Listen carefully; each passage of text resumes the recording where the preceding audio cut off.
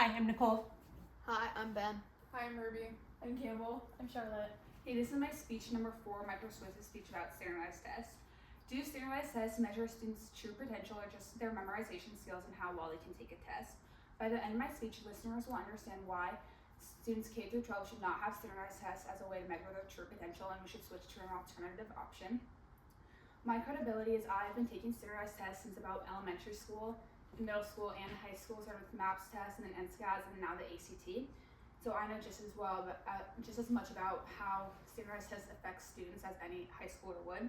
And then with you guys too, every single one of you guys has taken a standardized test before, so like you know the effects of standardized testing on students. And many of us are high schoolers who are like applying to college and scholarships, and how the ACT plays a major role in that. By the end of my speech, you guys will understand why standardized tests should not be required in grades K through 12, and why we need to adopt alternative routes such as academic portfolios and performance-based assessments. Standardized tests are unfair to students for many different reasons, not only the students but also the teachers. To start off, it all depends on like the different demographic of students. It's unfair to each of them. And for us, like we live in Elkhorn, so obviously Elkhorn's a more wealthy school district. And if you compare that to like an OPS school district, those students, they don't have the same resources that we do, because we can obviously like afford to get tutors and resource prep, and we can also take the test more times as opposed to them, so they're already set at a disadvantage.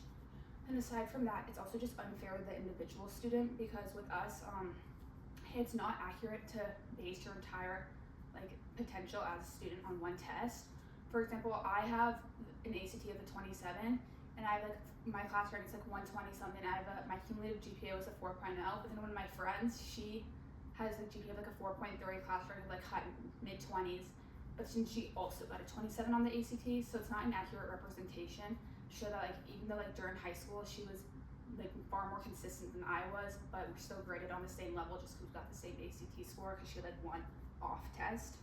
And it's also not fair to any of the teachers, because they have to like teach to the test, and they have to teach for a lot of stuff that is focused primarily on like what's going to be on the test, such as language arts and math. One quote was from Hydra in 2002. They said, "The higher the stakes, the more schools focus instruction on the test. As a result, what is not tested often is not taught. Science, social studies, art, or physical education may be eliminated if only language arts and math are tested." That just shows like the importance of like why it just shows like how teachers are not able to teach like creativity classes, and they have to focus only on certain subjects. And then going along with like how it's unfair for certain demographics, Hydra also said in 2002, "Many students do not have a fair opportunity to learn the material on the test because they attend poorly funded schools with large class sizes, too many teachers without subject area certification, and inadequate books, libraries, laboratories, computers, and other facilities." And it's just important to show like once again how like they don't have the opportunities that like the wealthier school districts get, so it automatically puts them at a disadvantage when it comes to the tests. Besides that, there's a lot of signs and symptoms in the students which show why standardized testing isn't beneficial. One example, it just is like the high stress that causes students low self-esteem and the burnout. One example is from Grace Tatter. She's a Harvard student, and in 2019 she wrote, "What they found is on average students have 15% more cortisol in their systems, the homeroom before standardized tests, than on days with no high stakes testing." It's just important to show like how much pressure is like put on the students on test days, and no student should really like need that much pressure on them. Then additionally, she said students from the most disadvantaged neighborhoods with both the highest rate of poverty and crime saw the largest changes in cortisol in advance of testing. This goes along with like the previous point about how these students, like the less fortunate ones, are obviously already more stressed to begin with because they don't have the resources. So like they have even more stress in their bodies than the ones that are prepared. And then the extent of the situation is we've reached the point where standardized tests plays a major role in like college applications, and then after that getting like scholarship wise.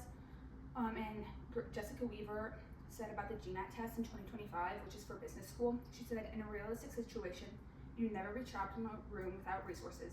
They may test whether or not you remember geometry from 10th grade, but they don't have any real bearing on someone's success in business school."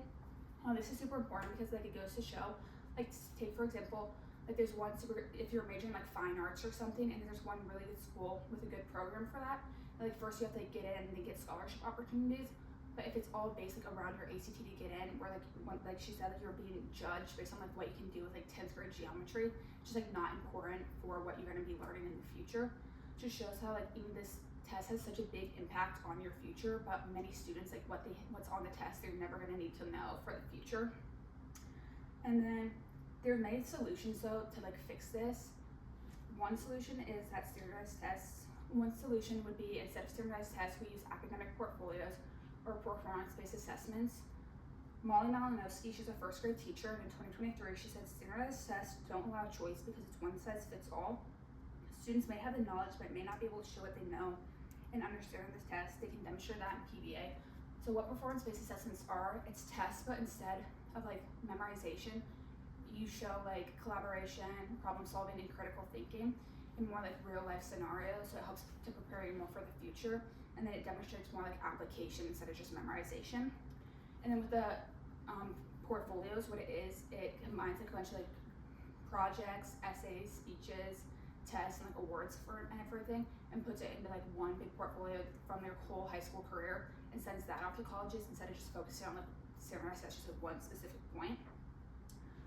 And then additionally with that, there's a lot of evidence that shows why this would work.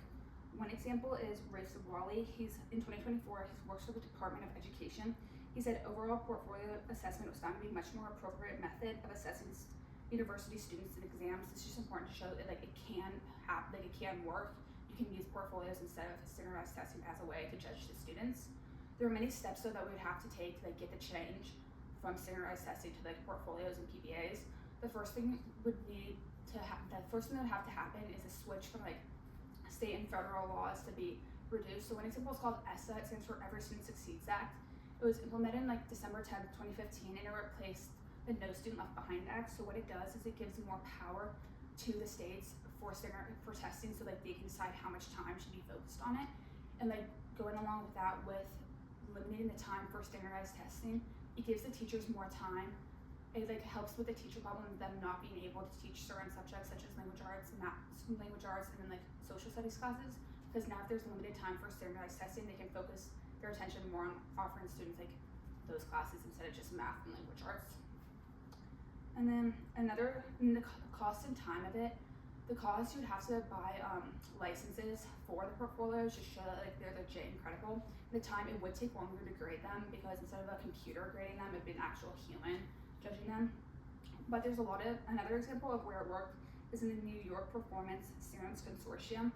It's a group of about 40 public schools in the Manhattan area, and what they did is instead of standardized testing, they just completed a lot of PBAs before they graduated, and it was shown to work a lot because they had higher graduation rates and better college retention rates than a lot of the other schools like in their like surrounding them.